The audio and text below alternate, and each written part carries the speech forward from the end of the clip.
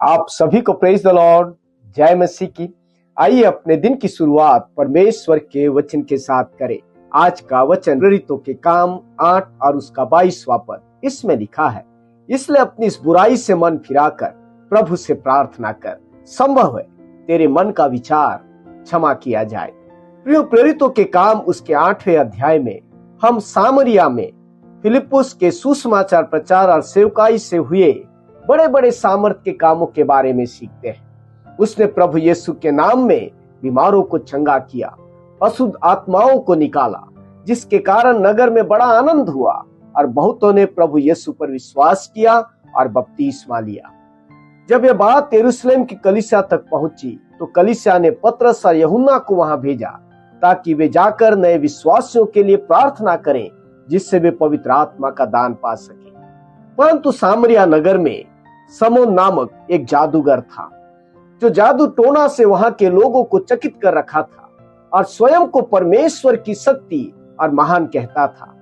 उसने भी फिलिप्पुस के कार्य को देखकर विश्वास किया और बपतिस्मा लिया। परंतु जब उसने पतरस और यूहन्ना के द्वारा विश्वासियों पर हाथ रखने और पवित्र आत्मा का दान पाते देखा तो रुपए लाकर कहने लगा कि अधिकार मुझे भी दो कि जिस किसी पर हाथ रखूं वह पवित्र आत्मा पाए। प्रियो, आज हमारे व्यक्तिगत, पारिवारिक और कलीसियाई जीवन में पैसा एक महत्वपूर्ण स्थान ले चुका है, या यूं कहें कि पैसे ने हमारे जीवन में प्रभु का स्थान ले लिया है तो कुछ भी गलत ना होगा, क्योंकि धनी और पैसे वालों को ही कलीसिया में अधिक प्रमुखता दी जा रही है। पैसे से पद खरीदे और बेचे जा रहे हैं। यदि हम ऐसा सोच रहे हैं कि पैसे की ताकत से हम कुछ भी कर सकते हैं तो बड़ी गलती कर रहे हैं। सावधान रहें। प्रभु ने यरूशलेम के मंदिर में पैसे का लेन देन और व्यापार में भ्रष्टता करने वालों को कोड़े मार कर निकाला। कहीं ऐसा न हो कि हमें भी उठाकर बाहर फेंक दे। पतरस ने उस समोन जादूगर से कहा कि अपनी इस बुराई से मन फिराकर प्रभु से प्रार्थना कर, संभव है तेरे मन का विचार क्षमा किया जाए।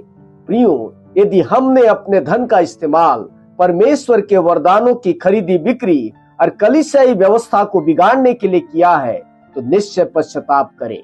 हम स्वयं परमेश्वर से लड़ रहे हैं। हम न भूलें, जीवते परमेश्वर के हाथों में पड़ना भयंकर बात है।